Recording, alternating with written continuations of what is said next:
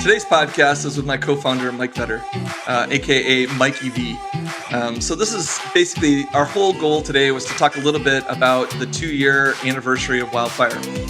A lot of this is what did we learn from that period of time? What were some of the themes that we kind of uncovered as we've kind of gone through this journey? And one of the other things I thought was really good was we celebrated some of the founders, some of the people that have gone through, and some of the statistics of how well have we done, areas that we need to improve, what we saw, what we learned from that whole process. And then the last part, we kind of talked a little bit about just what's the future look like. We've come this far, we've gotten a good foundation. And now, like, how do we continue to get better? What is the next things that we're going to really invest in? And so this has been a fun conversation. I've worked with Mike for a long time. This has been a great opportunity to kind of celebrate some of the wins that we've had over the last couple of years. And I hope you really enjoy this conversation as much as I did. Mikey V, what is up? Welcome to the podcast, brother. I'm back for season 2. That's right. Better than ever. Man, since I was on here last time, you have gone from a podcast newbie to a veteran. Season 2. How do you feel? How does it feel to be a podcast veteran? Or you don't feel like you're a veteran yet? No, I don't think I'm a veteran yet. I'm still making rookie mistakes, like closing out your browser right before we get on. It's like perfect. It's like, yeah. I have enjoyed being a listener and have learned a lot from the podcast. So thank you for your work. It's great to be here again today. Well, Mike, I appreciate it. Not only that, but I'm appreciative of kind of the journey we've been going on. And I'm pretty excited today to just talk a little bit about, we are celebrating our 2-year anniversary, Wildfire Labs. Mike Vetter, my co-founder, and I, that's what the theme is today, is we're going to kind of review 2 years in review. And I think we've got kind of an interesting and exciting, I think I'm pretty excited about this one, Mike. So it should be some fun. So we got to go all the way back to the beginning, before the podcast, Todd, when you and I were thinking about this idea, drawing it out on paper to figure out what we're going to do. You remember those days? I do. And I one of the things I think was pretty cool is we looked at this from kind of our founder's standpoint, right? We looked at it and said, what would we want in a solution if we had just gone through this, right? We had struggled through a bunch of different startups. We had made a bunch of mistakes. We gotten some things right. And I think we went back to our cocktail napkin and we designed in excruciating detail, not really, what we would want in a program. And I think that's where we started. So that's kind of fun. It is fun. And it's interesting, though, even though it has gotten way more detailed, it's not on a single piece of paper. It's turned into this whole system. We had a structure, and it feels like that's sort of held up. How do you feel about that, Todd? Yeah, I agree. Our original premise from like a direction standpoint really did. As you said, there's way more detail to it. I think there's probably 3 or 4 elements to that. One of them is we need some structured content, right? We need a methodology to walk people through so they know exactly what the expectations are. I think we heard both from our own standpoint and others, like we needed some development resources, right? I think we saw people get burned or just like flame out when they came to like actually building product. I think that there's a bunch of CEO skills that doesn't get taught anywhere. And I think we kind of thought, hey, look, we got to add this to our program. And then I think the last piece of it is maybe one that maybe I underestimated to start with, that's becoming a larger and larger component of our program. And that's community, right? That's like not you and I from a mentoring standpoint. That's about a larger community really helping each other. And so I think these 4 concepts really were started on the cocktail napkin. They're blown out in way more detail. But I think the North Star of how we started this actually resonates pretty well. Yeah, it has.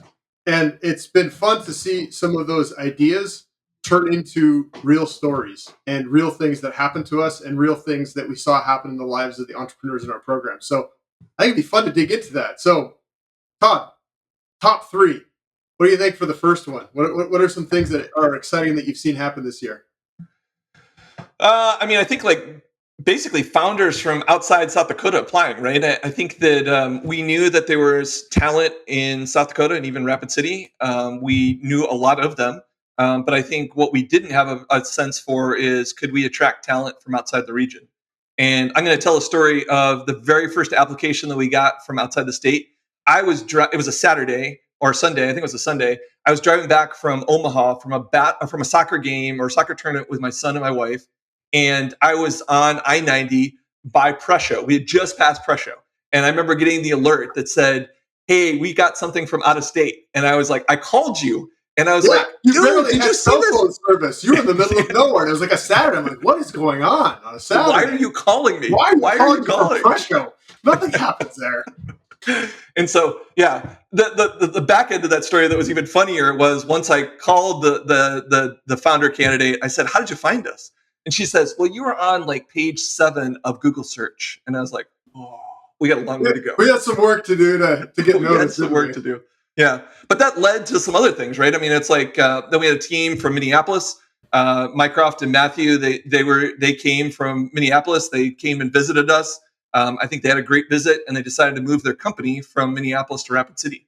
And to me, that was kind of like we can do this. Like we have something that's unique. We have a game plan and a set of principles.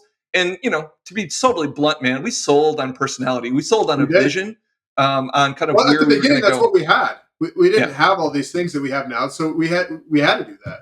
Dude, we had that little cocktail napkin. Don't forget that. That was super important. And I remember telling Mycroft, he was like, he was like, I like where you're going. I just don't see all of that yet. And I was like, Because it didn't exist. Some of it didn't because exist it yet. didn't exist. Yeah, yeah. So that was Uh, my number one. oh man. So, but what about you? Like, what would you say the maybe number two is? Like, and if that one's the first one, what's number two for you? Well, I'd say it was. First of all, it's all about founders, and so I agree with what you said that making a difference in founders' lives, whether they're in South Dakota and also nationally, was really fulfilling. One thing that I wasn't expecting initially was getting noticed by the national community of accelerator networks. So we started off with talking to the Battery, which is based in Silicon Valley. They saw a lot of value in us helping candidates that may not be ready for their program get ready. That was really interesting. And then doing the same thing with builders and backers on the opposite side, working with Kathleen and the team there at Builders and Backers to find candidates that had gone through their program, had an idea, but didn't yet have a product and maybe an audience for that product yet, helping them take it to the next step. And then most recently, Generator. So just a shout out to Stephanie from Wyoming. We recently started work with Generator G Beta, which is a little bit of an early stage program that's in the region. And it was a little surprising to me how early that we found our niche of not being just another startup accelerator, because those have existed for a while. That's not a new concept, but really hyper specializing like we did, and then creating a really clear process to take a founder from idea to revenue and having that be something that's really unique. So I think that has been really fun to see us serve in a really clear role nationally, and then be able to partner with some of these other organizations to just help founders go through that process from idea all the way to raising capital. Yeah, yeah. I totally agree with you, and that's not to be trivialized. I mean, I think some of these programs are pretty established, and if we can add value to help this ecosystem and ultimately the founder, and I think get more and more exposure. I mean, that's what really this whole thing is about: is basically plugging into other networks so that good candidates that are a good fit for us go through this. And so that is super exciting to see. Maybe the last one I will do is maybe the team. Like, I think when you and I started, one of the things that I think drew us together was a common belief about how to treat people, regardless if it was with founders or not. But I think like when it came to working with entrepreneurs, we wanted to make sure that we were behind them. We were not in front of them. We were basically there to help them promote and be successful and really coach them. And so we were trying to be behind the scenes. And I worried that we couldn't find enough of a team that basically bought into that philosophy. It's not about us, it's about them, and really being entrepreneur first. And over the last 2 years, we've gone from the Mike and Todd show to a full blown team. And we picked up Aaron, we picked up Eric, we've got somebody in Seattle and Mark, we have Priya in India, and recently we've picked up Tom. And I couldn't be happier about the culture that we're building, and that every single person believes in doing the right thing for the entrepreneur. Right, there's just no question about it. It is never about us. And I think that's unique. I think that's not always easy to do from an ego perspective. Almost all of these people have had success in their careers, and they're working with people that are trying to have success in their careers. And so I'm proud of that culture that we've been able to preserve. And it just feels like a lunchbox, kind of bring your lunch and just go work on it, right? Like we're going to roll up the sleeves and we're going to get her done. Yep, and it's been fun to see our team grow. also in just how we work together, because the Todd and Mike show was just not going to scale.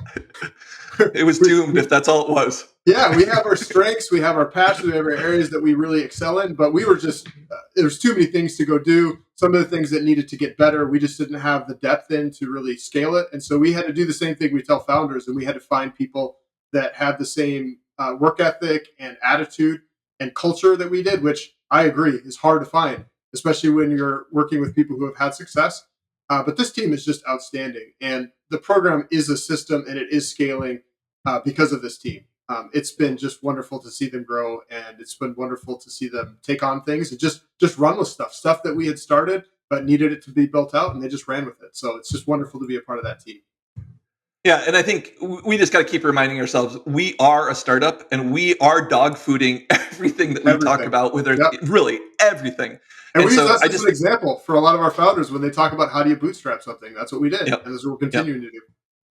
Yeah. So pretty cool to see. It's amazing how far this has gone and how much it's changed. But like we said, the North Arrow is still the same. It's just continuing to build it out. So it's been a fun journey so far. All right, so all of that work has turned into some additional velocity in the program, and we don't usually talk about numbers on the podcast of our own, but I think we're going to do that a little bit today. So some of this has been Todd's work, so I'm gonna take this piece because he's done a bunch of effort in this, and we launched the podcast. We're now in our second season, and the first season it was slow. We didn't get a lot of downloads. We went and we started celebrating the dozens of downloads, and pretty soon it was hundreds. And Todd, you're up over 66,000 downloads. I just checked the stats, and so congrats on that. That is wonderful to see the founders that we're helping. So keep doing the good work. I know it takes a lot of effort to coordinate these things, and it's showing results. What we've done though is we've started to turn that into other types of content. So. For those of you who are listening that have not subscribed to our Substack is currently free, so anybody can subscribe. And we post a few articles a month. I think right now you're at 2 week, right? We're at 2 weeks. That's correct. Yep. So you're going to see a bunch of content focused on helping founders to grow. And we just crossed, I think it's 6,000 followers on our Substack, and that's continuing to grow. We get actually dozens of new subscribers a week right now, which is really fun to see. And that's turned into a lot more applications to our program. So already over 300. And we now have 26 people in the program that are actively working on startups right now. And that number is going to continue to grow just because of our volume of applications. We only take the best applications. And so it's not easy to get into Wildfire, but we're continuing to see founders with great ideas apply to the program. Another interesting thing that's happened is that we are seeing the number of founders continue to be strong in South Dakota. So we're proud to help founders in our home state. But we are now seeing a lot of those founders from outside the state. So we have, of those 26, 16 are actually outside the state. And 10 of those have moved recently. So there's a whole bunch of founders that have moved to Rapid City to build their startup. And we're starting to see some of that community piece that Todd mentioned earlier, where there's starting to be these collisions in coffee shops, and when they're co-working on some project, they're able to help each other. We had another one last week where we had a founder who was working on customer discovery and just struggling to set meetings, and founders are able to help one another. So that's been really interesting. And then the last thing I'll mention about the numbers is just we had a real, I guess, thesis that we wanted to help the best entrepreneurs build their businesses. And what we've seen is there's been a high amount of diversity in that group of people who want to work hard and want to get things done. So we have 56% of our founding teams have at least one woman on the team, and 43% of our founders have at least one minority founder on the team. So that is a much larger representation than our peer accelerators that we see. So, Todd, why is this? Well, I'm not sure I know. I want to put back some context on this, though. Like, I think it's pretty cool. Like, I mean, when we tell you, say 56% are women, the average in tech is 12, 13%, right? So that is not a small, delta from that standpoint. When you look at minorities, 75% of tech startups are white male. And so again, like that's awesome to see. And so it does make you think, like, what are we doing? Like, I don't think either one of us are going, we're dialing in and we're just looking for these people. I think we're building, what we think is right. And I think the right people are surfacing.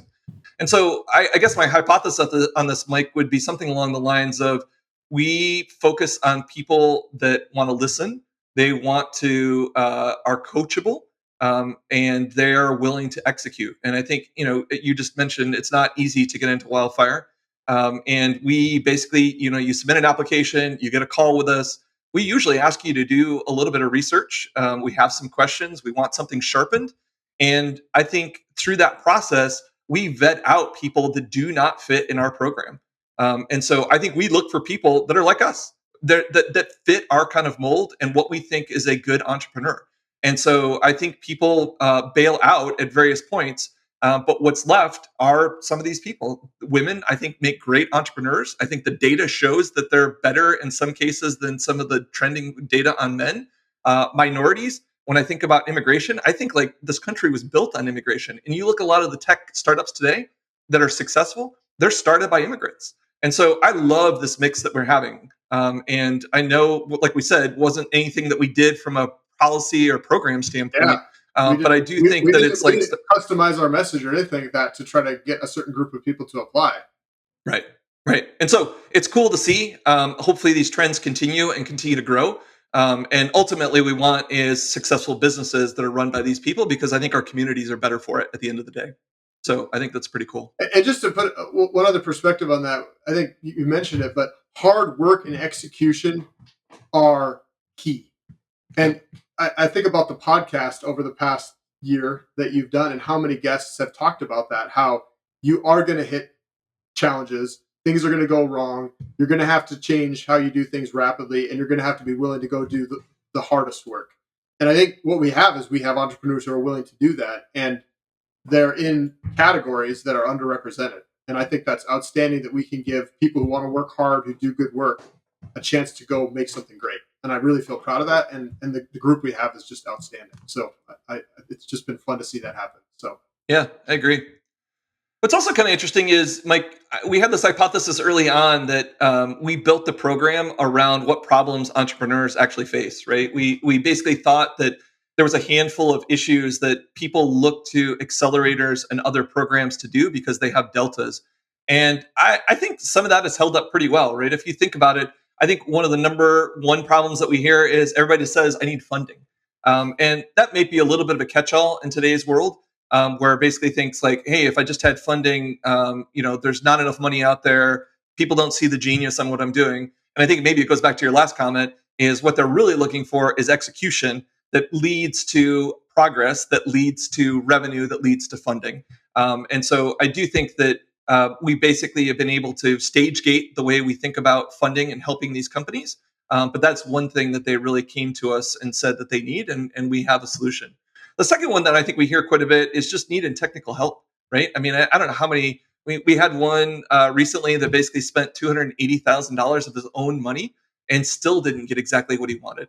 And I think that's kind of a twofold problem. One of them was, did he do customer discovery and really a good beachhead, as well as managing the dev team in a way that was effective for the dollar amounts he had? We're going to help him, but like you don't want to see that. You want to make sure these people actually have the resources they need to go do it. And then the last piece I would say that I hear from a lot of entrepreneurs in our program that are coming in is just community, right? We have a couple of guys come from LA, and LA's big, right? LA's got a lot of resources. There's a lot of entrepreneurs, but what they came and they saw was there's a community here. I actually got to sit down and talk with a bunch of people that are solving the exact same problem as I am. We're sharing ideas, we're riffing off each other, we're doing best practices. And I think this has become a larger and larger issue. We had a guy come from, Dyson's Corner in DC area. Same sort of thing, right? Can't find community. And to me, that's surprising. But like we're starting to build that kernel and it's allowing them to say, we have a good solution on that front. So I agree with all those three, but I want to drill into the first one you talked about, Todd. So the first one we hear, and we probably hear this, I would say the most when we talk to founders. I talk to almost every founder who applies. We're still able to do that, although we don't know how long we're going to be able to do that. But right now we talk to every founder who applies at least once. And I hear that I can't raise money is the key thing. So when we talk to a founder about raising money or not having access to money, you have to peel back the layers on that a little bit, right? Because funding is needed, but it's needed at the right time and is needed with the right tools and the right business structure in place. So one of the things we've had to do with our program is to figure out how to match execution with funding. So let's dive into that a little bit, Todd. We've actually started to embed funding into gates or steps in our process. Yeah, and maybe I'd even back up a step further. I think there's a macro trend that's kind of happened that has precipitated this to be a lot harder for entrepreneurs, right? I think when there were zero interest rates and money was awash, and people were looking for returns, I think whether it's VCs, angel networks, private individuals, were willing to take more of a risk with their money. With no And execution and no revenue, right? right, Just great idea. right, great idea. We'll fund you and see where you go. And so that macro environment I think has changed dramatically where I'm part of the angel network, and if you don't have a product and you don't have some revenue and some level of traction, like, why am I talking to you? And so I do think the expectations have changed, and maybe it's difficult for entrepreneurs to see that and saying and I think sometimes they think money is going to solve all problems, right? Like, I think that's the other part that I think is maybe a little bit of a break. But to build on your thought process, we don't give a bunch of money up front and say, go make it happen. I think we offer an apartment, which is an area where generally some of that money gets spent. And so we say, hey, look, we'll give you an apartment so that you got 6 months where you can spend, and you're not worried about paying the electricity bill. You're not worried about paying the water bill. You just have a place to work. And the second part of this is based on where you are in the stage, we will grant you money along the way. And I feel like that's and it's like, I would say it's almost a pay for performance type of a model, right? Where it's Kind of like, like if you life. Like, it really is like life, right? Like, that's how it yep. goes. And so there is no free lunch. We're not going to guarantee you 100 grand just to come in the program. That's not what we're going to do. And I feel good about that. I know that's not for everybody's cup of tea, but I think there's money there that if you deliver on what you said you're going to do and there's traction, then we want to invest in you to the next tranche or the next milestone. And so I think that, like, you can get out of almost any situation business wise if you can execute well. And if we teach you the steps of executing well, I think you're going to be way better off than a lot of other founders because you can pivot and you understand the value of dollar. And do better than Mike 20 years ago raising money when I first started. I mean, the amount of money that I wasted not knowing how to deploy it correctly and not knowing how to measure results as I was deploying that capital. A huge amount of capital gets wasted, and it actually, in certain cases, I raised later stage capital with all kinds of clauses in it that were not good for me because of the need for more capital. So that's another thing we're seeing too. Coming back around to what you were talking about earlier, Todd, the fundraising environment, as it gets more challenging, that late stage capital can have some real downsides when you start raising large numbers in later stage capital. Do you want to talk a little bit more about some of the recent trends you've seen in that area?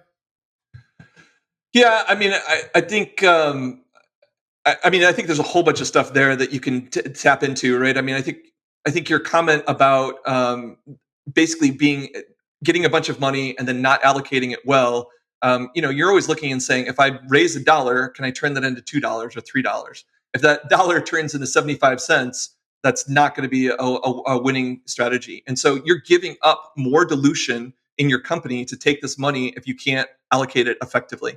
And I mean, I can look at almost every startup that we've worked with that has gotten some capital, and I could say that, like, they didn't have a very good handle on doing this. And we're going to get to some trends later about, like, why in the VC world, why those things are changing. But I do think that your comment about just being capital efficient is something that we stress heavily in this program, because those ones will get funded if you're really capital efficient. And as a founder, you stay in control and you Yeah. walk away at the end with control of how and when you exit. And we always want to be founder first because we're entrepreneurs helping entrepreneurs. So the more that we can help our founders stay in control of their company and be able to make choices based on what they think is best, not what choices that they must make at that stage, the better. Yeah. Totally agree. Totally agree. All right. So speaking of founders, let's get back to real stories, real wildfire stories of things happening. So with 3 teams, we could tell stories for hours, but let's do 3 because there's some fun ones in there that are I think we should highlight today. So we got to go way back to almost the napkin days and talk about Jared because he's one of the early ones and he's kind of flown the nest. So I'd Yeah. love to hear kind of your perspective on that, Todd. Yeah, so Jared was one of our first entrepreneurs to go through our program. He started a company called Signed Up Sports. He had founded a company before this one. I think he has a mentality of kind of just being a serial entrepreneur. He just has that kind of DNA. And from the very first time I met him, I was like, this is a guy I want in my community. I think not only from just a quality of character, but from an entrepreneurship. And so he's got a lot of great DNA. But he was kind of rough, right? He definitely had a lot of the sales DNA that we were looking for, but hadn't done a lot of product management or had a lot of technology chops to do it. He had struggled on his last startup from that perspective. So one of the things that we ended up doing with his team was we partnered with South Dakota Mines and their computer science department. And so Brian Butterfield helped put a team together, and they basically over a couple semesters worked through an MVP product for him. And I think this was super helpful for Jared to see how the sausage is made. Really, I think we played wingman on that. We played some, we were making sure he stayed out of the ditches, and really what we ended up doing was getting through to building an MVP. Those kids got the grade for their class, and then Brian, who was one of the leads on that team, ended up joining the company. And so this was another resource from our region that didn't leave to go somewhere else. They stayed at a startup and started to grow. And so now we have at least 3 people in this startup. We have Jared, we have somebody on the sales side, and Jason, and we have a developer that are in the process of quitting their jobs.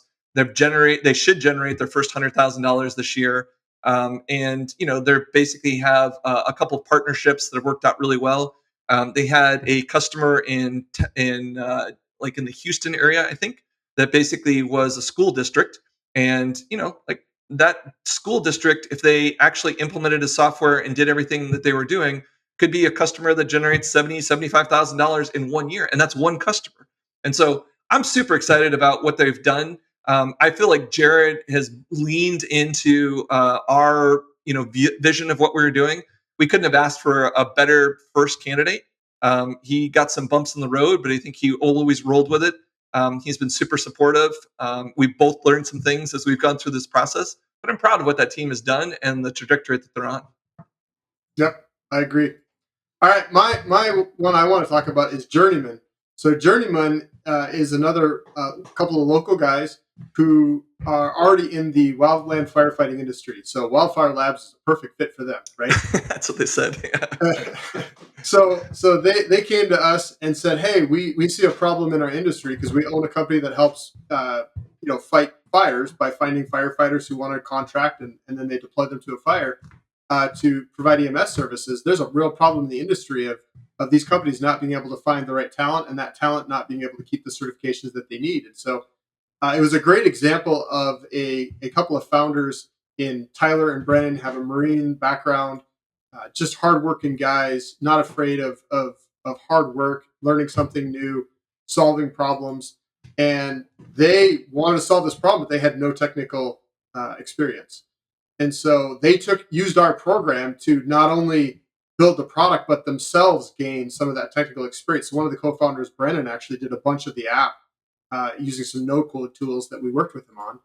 And they're launching right now and have dozens and dozens of firefighters that are on their beta test. And these guys are just making it happen. And it's just great to see a group of guys just taking the platform, running with it, and then ramping up. So they're just a really fun team. So, all right, well, Todd, we got time for one more. Well, hey, I want to go back. I feel like they're just a good example of just hardcore execution. And I think again, appreciative, right? They just graduated from our program recently, and Tyler came to me and just said, we wouldn't have been able to do this without your program. We want to be able to give back. We want to be part of the community that basically lifts up the next set of entrepreneurs. And so, kind of going all the way back to our thesis of finding good people that want to participate. These are both just good people that we can continue to build around. And I'm super excited to see their success as well. The last one I was going to cover was Haya Cleaners, and so I think this one uh, came from Tulsa, and it's just a fun story. From I had a quick conversation with her over the phone, and we basically kind of connected. I had some experience with a competing product a little bit, and she had done our Builders and Backers program already, and so she basically kind of said, "Hey, this seems like the right thing." She had some questions about loading her entire life into a U-Haul and driving to Rapid City, South Dakota, and saying, "Is this really for me?" But I think we met her where she's at. We helped her get set up.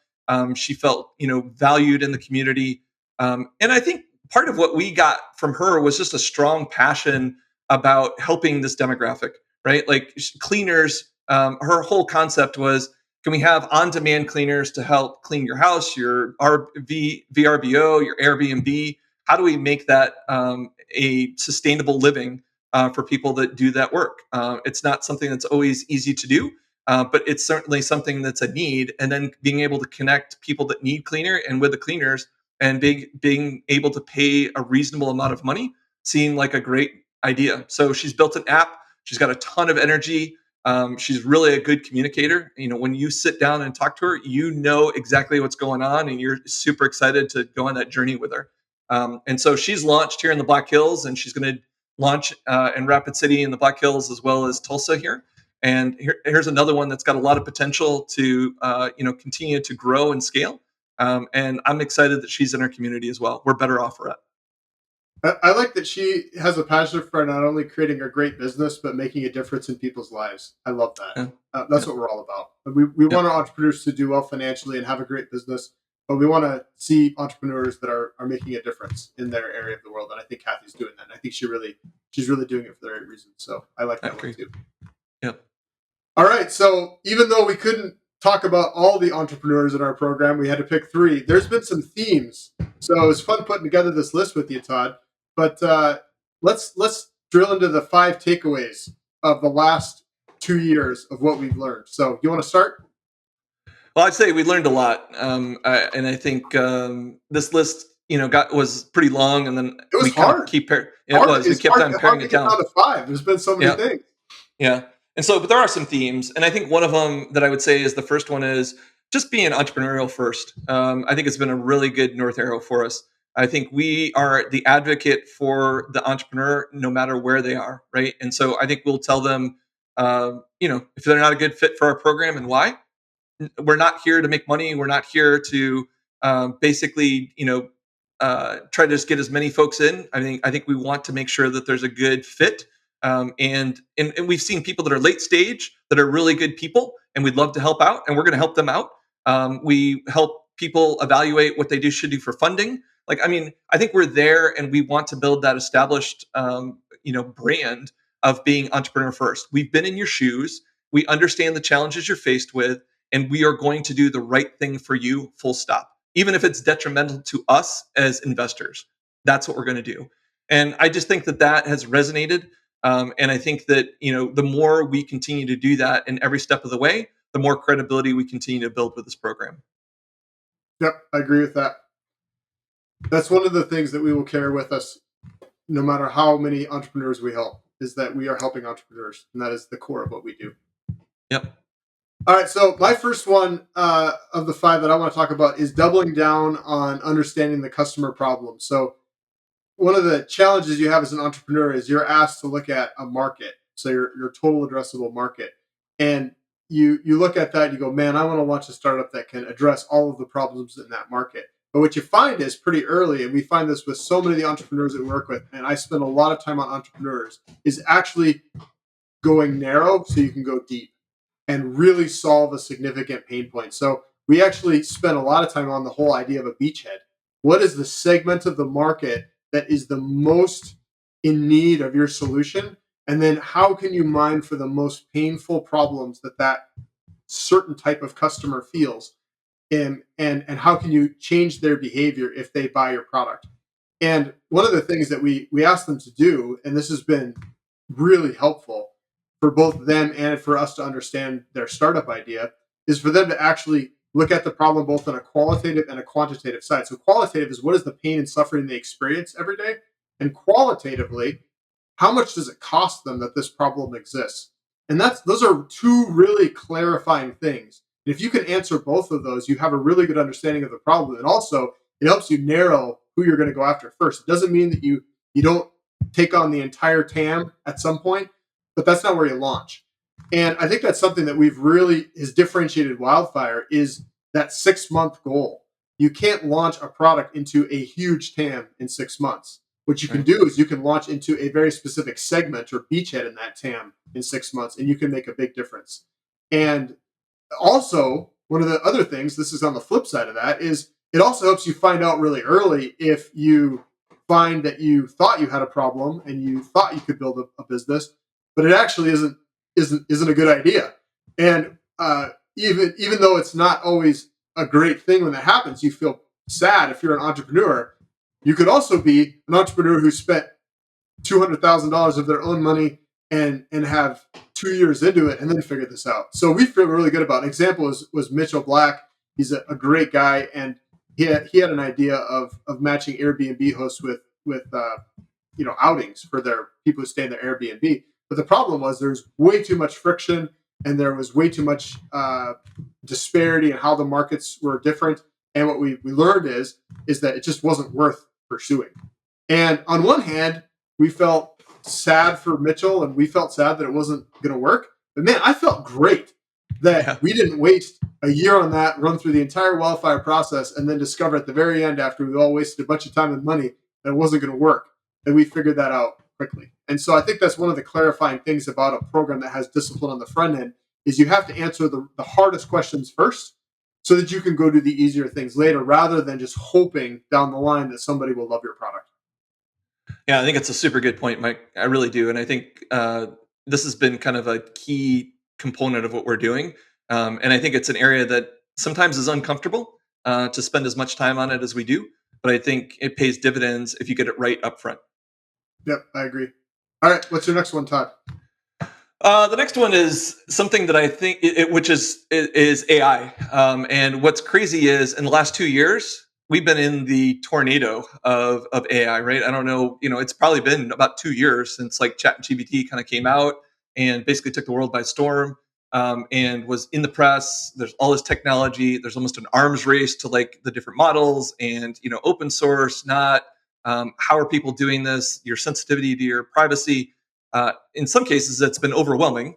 In some cases, you and I find it a valuable tool in almost everything that we do. And I think it's got the ability to kind of transform a lot of what's happening in our society, as well as all of our startups, right? And so I think what we were starting to see was more and more applications that basically had an AI component on it.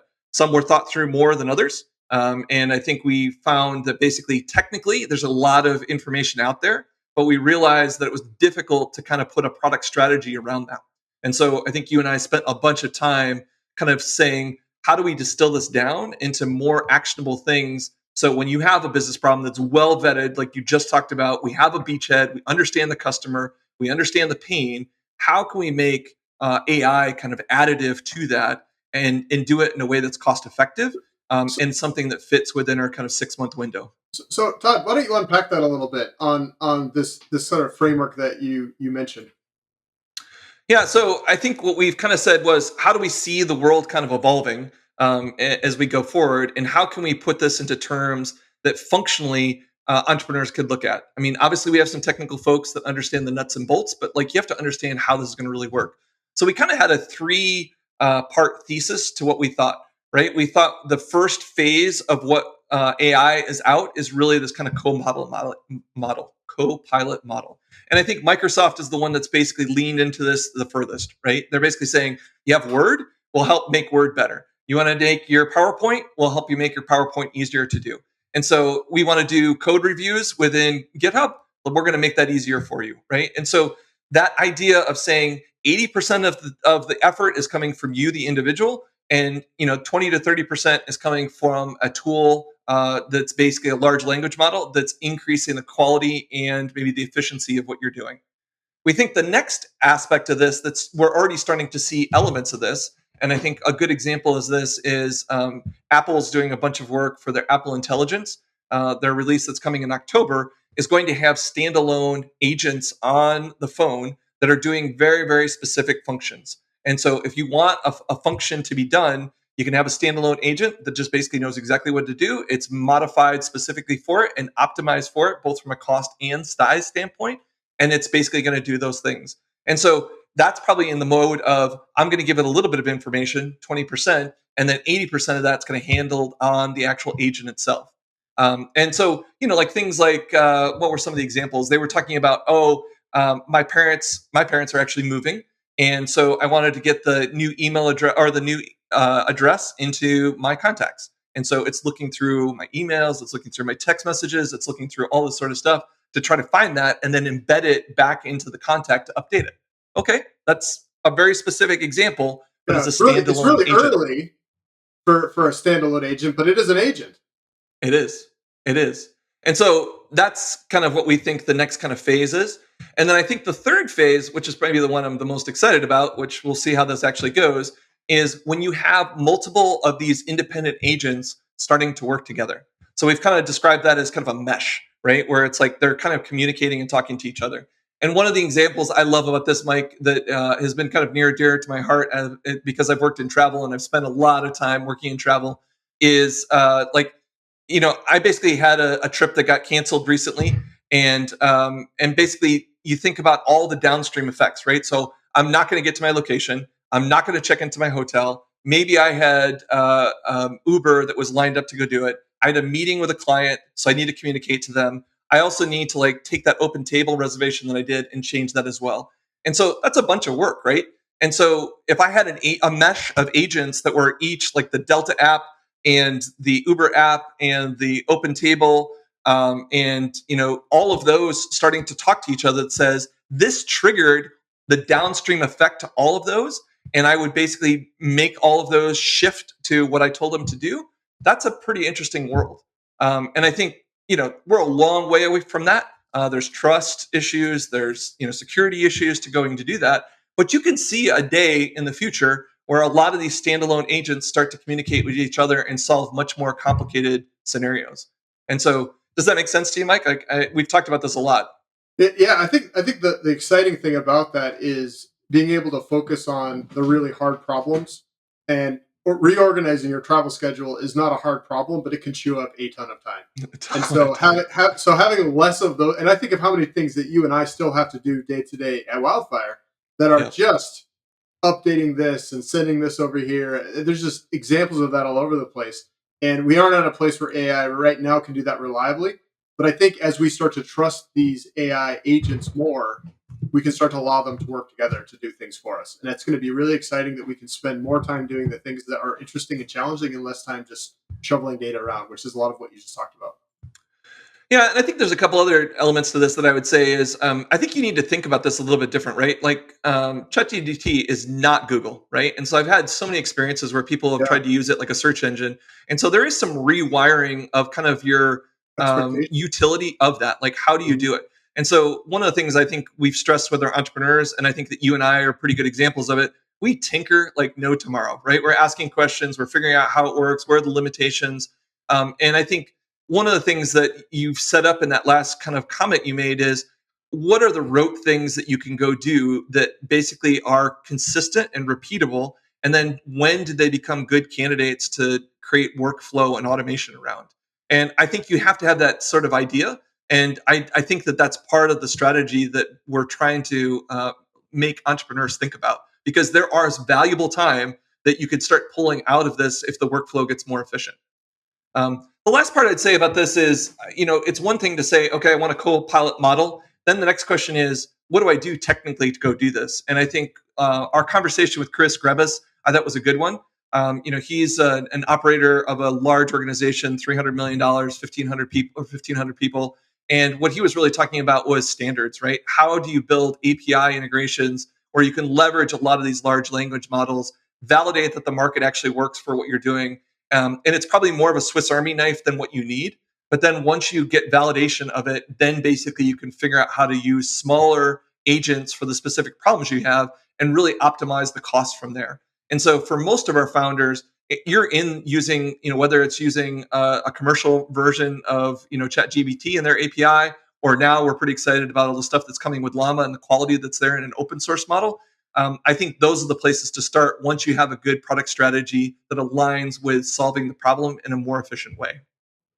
I'm looking forward to the next 6 to 12 months of all the applications we have coming in where there's a real discrete market problem that they see, their customer has a pain point, and working with founders to use AI to solve those problems in ways they just never thought of before. So we actually have a new tool we're going to be providing founders with, a tool to help them map their product strategy to AI. So the key thing is I think there's like a misunderstanding in the market that to be an AI startup, you need to build a large language model and spend $100 million training it. There's actually more opportunities, in our view, of applying AI that exists to solve niche problems. There is a ton of problems like the ones Todd's talking about that are waiting to be solved by AI that already exists, and there's a whole group of founders that's going to use those tools and rapidly monetize solving those problems and use existing AI to do that. I think that's going to be really fun. Yeah, it's exciting. I'm looking forward to it. So what do you think is next? What's your next one in your bucket? Well, I think kind of coming back to the money side of things is the VC model is evolving pretty rapidly. The amount of capital that is available to startups has contracted. There's no question. And some of the things that we talked about earlier about getting to revenue, about being capital efficient, all those things can help you.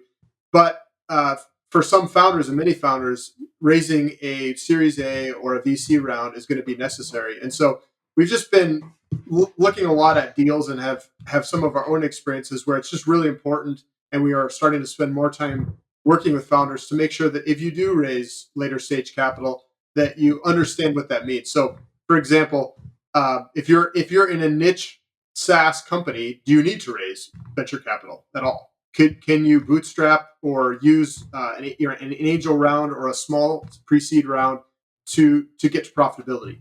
And what does that look like? So that's the first thing. Another thing is if you are raising VC money, there's just some things you got to know about that we want to make sure everyone is educated about. So one example is multiple classes of shares. So some of those later classes of shares usually are from the venture capital firm, and they potentially have a whole bunch of stipulations attached, including when various classes of shares get paid out, and also potentially liquidation preferences. So one class of shares or one shareholder will be made whole plus some significant percentage on top of that before the founder gets anything. And one of the temptations as a founder to say is, well, none of that stuff matters because we're going to grow at a crazy rate. We're going to be worth tons of money, and it's not going to matter. Well, the problem is there's a lot of things that are outside of your control, and forecasts change. And if some of those things happen that are negative, you could end up getting totally washed out of the cap table. And so those things are important. And also, depending on the board structure, those decisions could be made for you. It may not be made with you. And so you need to make sure as a founder that you have a clear majority ownership or control of the board. And if you do have a VC, that it's a collaborative relationship and not one of not one that becomes adversarial. Because if their alignment or their requirements of their fund are different than yours, everything is fine in the beginning, but when you need to sell the company or you need to do some sort of a liquidation, it can get very difficult. So, Todd, I'll throw it over to you. Do you have anything to add to that? I mean, a little bit, I guess. I think what you're really talking about, I think, is education so that people go into this with their eyes wide open. We've definitely seen some companies that have maybe had a vanity number where it's like, I'm just more interested in what the valuation of the company is. And I'm willing to concede some of these items because the number is super high, right? And so I think that's an example where you maybe don't see the full picture and you don't understand some of these expectations and how they can change. One of the examples that I think we've seen in a number of startups is, we went from valuations that were in kind of zero interest rates. Some of our SaaS companies that we had talked with were getting 10 to 12 multiples.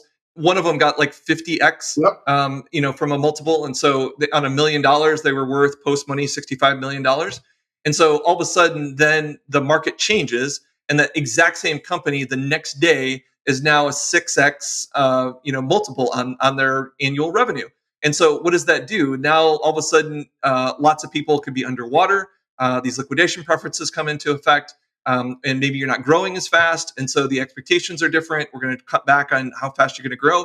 And so I guess the one thing I would say is being well educated on this. I think most of the people do not see all the components of this in a way that basically balances the risk to reward. And so I think most entrepreneurs are aggressive.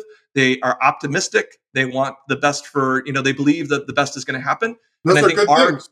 they are good things, but you Yeah. have to have a balanced view of it. And I think don't get so myopically viewed on just, hey, what's the valuation of my company? And I'm willing to let all these other terms kind of slide in that discussion. You need to have a pretty balanced approach of what are the things that could happen? What are the margins of error in this equation? And what could change in the marketplace and impact me? Yeah. All right. Number 5.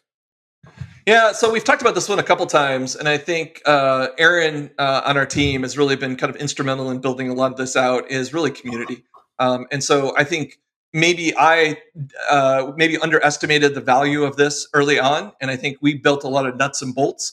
And I think we started to have these collisions where people are starting to help each other, and really our ability to kind of formalize that community, I think, has been a real big asset to us. And so we've started mastermind programs in our program at different pinch points, right? So we have these areas where entrepreneurs have some like struggle. And as you go through the program, having feedback from other people is really important. So we think the pinch points are customer discovery. So Mike talked about that early on. The product build, sometimes that's really complicated, going from basically Figma to working with a development organization to going through kind of like, alpha and beta to make sure that you actually have kind of what you think you're going to do. The third one is really go to market and product launch. And then the fourth one is really scale and growth. And so I think each one of those, our mastermind program is really putting all of the people that are in that same camp and creating accountability among each other, as well as the ability to learn not only from the mentor and the facilitator, but from the people that are going through it today. And all of them have different backgrounds. All of them have different experiences. And what I think has been really exciting to see is that collaborative sharing, right? It's not like we've got all the answers. It's not like we're telling you what to go do. It's basically we're asking and facilitating these people to share their knowledge, share their experiences, and then basically all of us get better at it. One of the things that I think is maybe slightly uncomfortable is we ask for some hardcore deliverables. We ask for like, what are you going to do in the next 2 weeks? And we're going to write that down, and it needs to be specific, it needs to be actionable, and it needs to be meaty enough to justify 2 weeks worth of work. And if you're not willing to do that, you are going to sit in the hot seat. And I think that's really important. There's some crunchy conversations that happen that are healthy. There are. Yeah, I think there are. And I think, again, this goes back to being just in the real world, right? We have to execute. And so if you need help on something, you got to raise your hand and tell me you need help on something. But really, this is an ability to provide visibility on what's next and what the expectations. It is not easy to get through our program in 6 months. So if you want to do it, you basically have to stay on schedule. And I think this is a great way to like basically build rapport with these other people, learn lessons and not stub your toe by yourself, pick up things from other people, and then basically create this accountability. The one I'm maybe the most excited about is I've always worried about like once you graduate, what the hell happens, right? You kind of fall off the dirt. You just get dumped on the street. Good luck. Yeah, and I think we had this. We had a couple guys that like felt like we just like kicked him out of the nest, and we were like, "Hey, best of luck, dude." And I think one of the things that we've done is once you basically graduate, we have these masterminds that are really about like the tranches of revenue and the types of problems that you're struggling with. Which right? changed so the first one, significantly. Yeah, it has. And so like the first one is really going from $0, no customers, to $100,000. And so that's really about finding your first handful of early adopter clients, right? That might be running your beta program. That might be launching to a certain select group that are friends and family and really converting them. And so a lot of what we're talking about is the basics of a go-to-market strategy. And that is super important. You're talking about it with the same sort of people that are circling on the same types of problems, and you're sharing ideas and you're saying, this worked for me, this didn't work for me, but that accountability is there. Once you get to $100,000 and you're going to $1 million, that's a different set of problems. And we think $1 million to like $5 million is a different set of scale problems. And so now we're starting to create these groups that are basically working on problems that are very similar. They're all technology companies. Some of them are from Wildfire graduates, and some of them aren't, which is super exciting to me too. So we're actually drawing in other people that have similar problems in our community, and we're all sharing those things. And so to me, this idea of community, I think, has gone from a tangential item that I thought when we built the napkin, it might have been on the back side in small print, but it wasn't on the front side, to, I think, the backbone of what we're building going forward. I really believe that. Well, I think it's the long-term growth of the startups that we are building, right? It's not just getting you to revenue. It's now turning into, once you graduate, how do you scale this thing up and how do you do it capital efficiently? Some of the VC things we talked about before, the mistakes that we made, Todd and I made earlier in our careers when we had some of our own dumpster fires. We want to make sure that our founders don't raise their first round of capital, do the happy dance, and then find a way to spend it all and then not have the revenue to support it. Providing a community that also helps them with those things is absolutely key. It is. I think that's a good point. So we've done a lot of stuff over the last couple of years. I feel like we've made some progress. We've got some success, but I think we have an attitude of the treadmill's always running, brother. We're always got to get better. We got to evolve.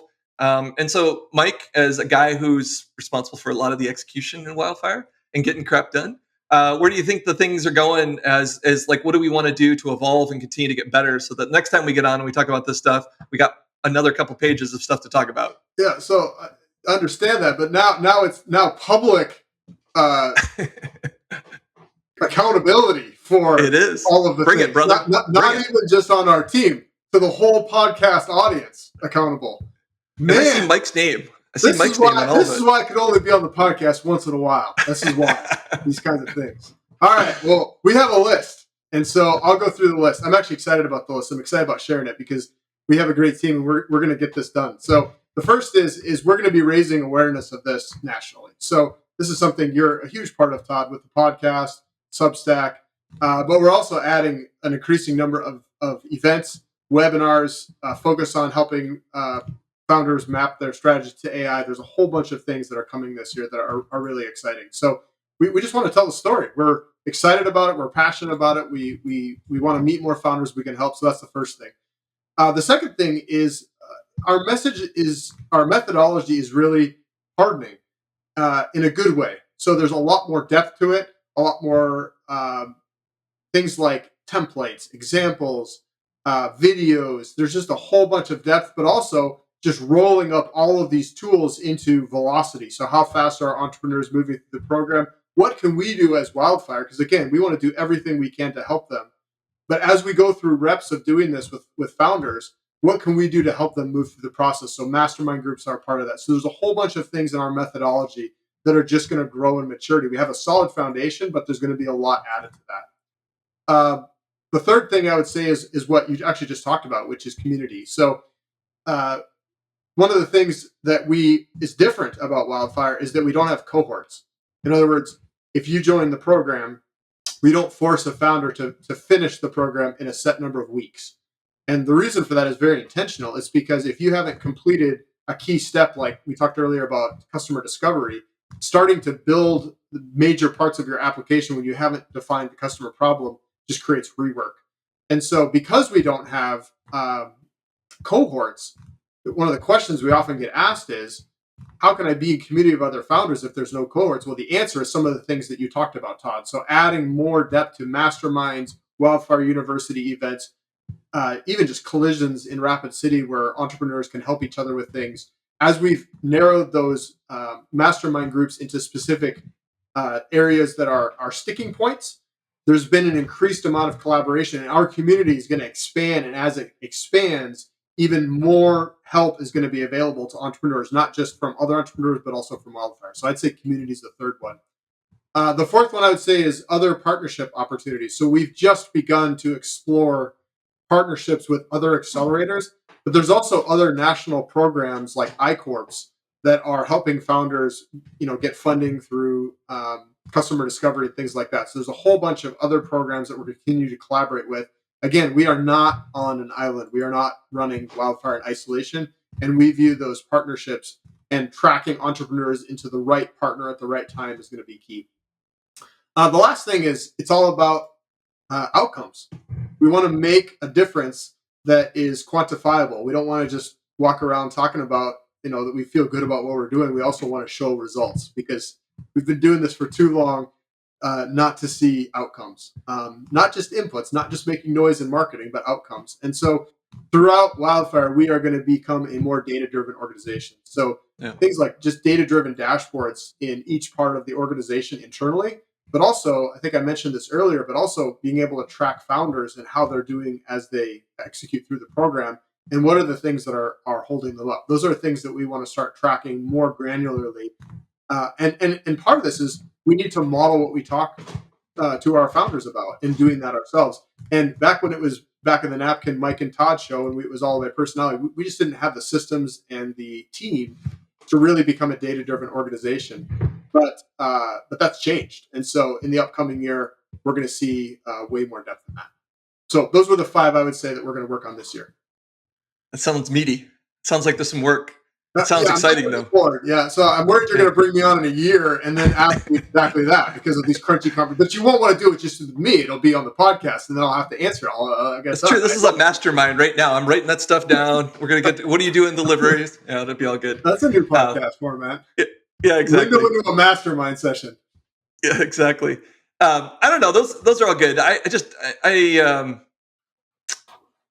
I guess, Mike, the one thing I would say is we're building an engine of building startups and software, like software startups. I just like that. Like that's a unique thing. We're not doing it one off. We're trying to think about scale every place that we do.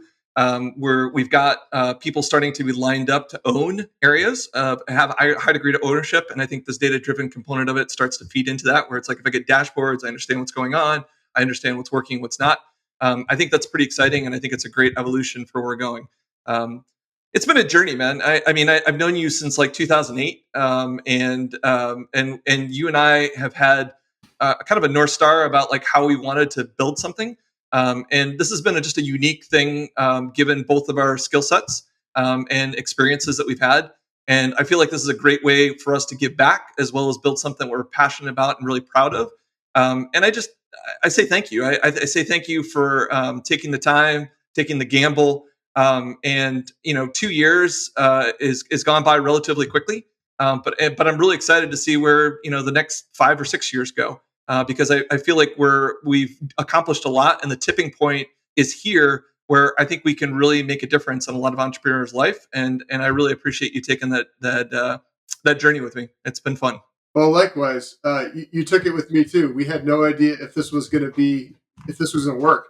I remember initially we didn't know if anybody would even want to do this. We're like, man, we're going to try to tell entrepreneurs you're going to give us equity in your company, and we're going to give you a ton of work. It will take months. It will be the hardest thing you've ever done. That'd be awesome.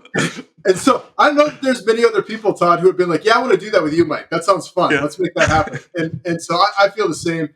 It's just been a joy to work with you and to build this with you. And I've learned so much along this journey since 2008. Likewise. You've been somebody in my life who's been there to challenge me, to help me to grow, and also just to celebrate wins. And I think 2 years and this is a win. And it's fun as we were preparing for this podcast, it was just fun to look at the list and share some of these stories together, because we get working on things, executing, right, making it all happen, and we don't stop to sort of celebrate the wins along the way. So it's just been a blessing to do it with you, Todd. So yeah, I feel the same way. Thank you.